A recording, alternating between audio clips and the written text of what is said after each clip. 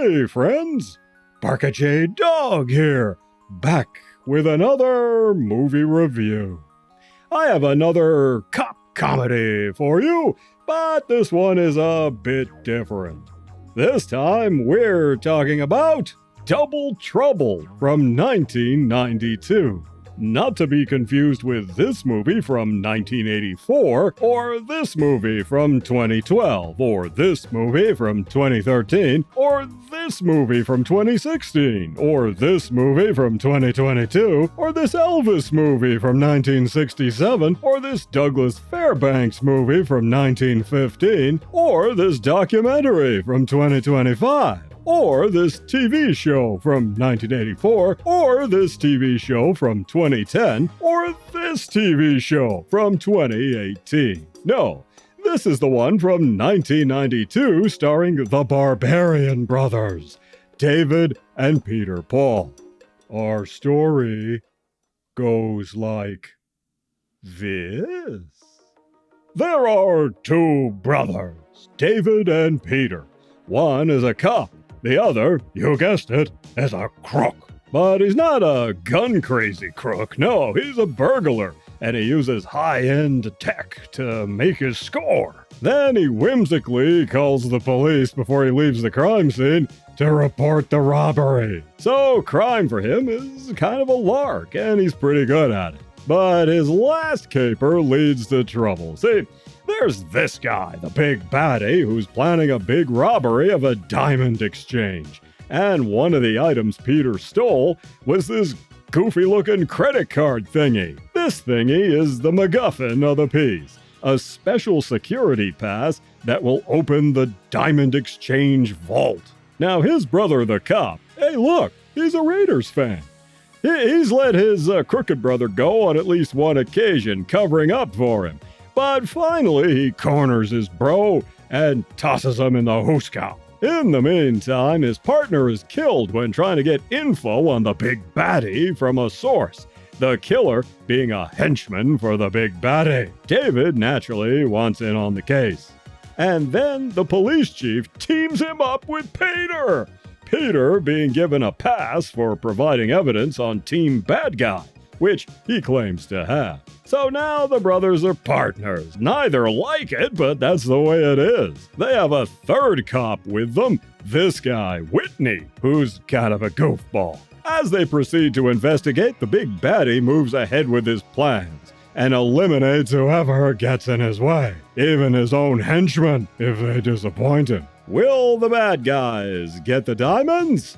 Will the brothers make up and become true bros? And if it meant we could get sexy chicks like this, who wouldn't turn crook? In our cast, we have the Barbarian Brothers, twins David and Peter Paul. They're obviously having fun here, arguably at the height of their career. The pair were bodybuilders who starred in several movies together, including the Conan-esque The Barbarians in 1987 and Twin Sitters in 1995. They also cameo in Natural Born Killers, but only in the extended cut. Sadly, while Peter Paul has gone on to other projects, his twin brother David passed away in 2020. We also have Roddy McDowall on hand as the villain of the piece. Man, I miss that guy. He could do comedy, drama, he could sing, dance, you name it. And when he was in a role that called for him to play a baddie, he would go full-on evil, like chillingly evil, and do it so well.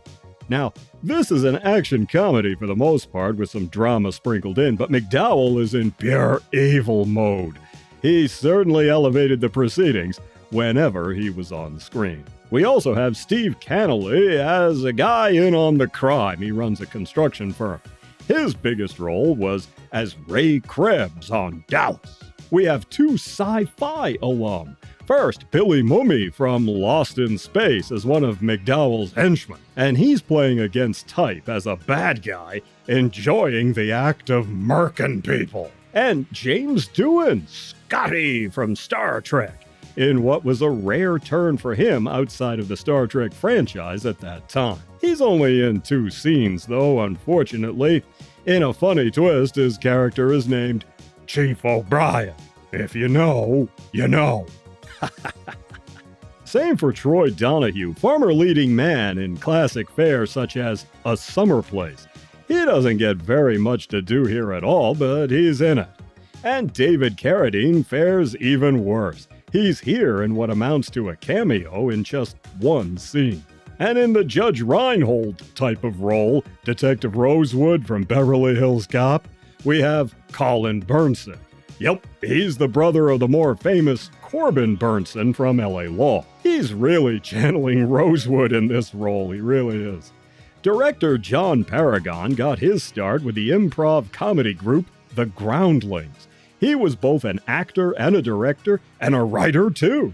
He worked with Paul Reubens on Pee-wee's Playhouse, both as a writer and as Jambi the Genie. He also worked with Cassandra Peterson on some Elvira projects. He appeared in UHF, Airplane 2, and Eating Raoul. The direction is very serviceable here, and he re-teamed with the Barbarian Brothers for another film, the aforementioned Twin Sitters, in 1995. When he died in 2021, his ashes were placed inside his character Jambi's box and, in turn, interred in a California cemetery.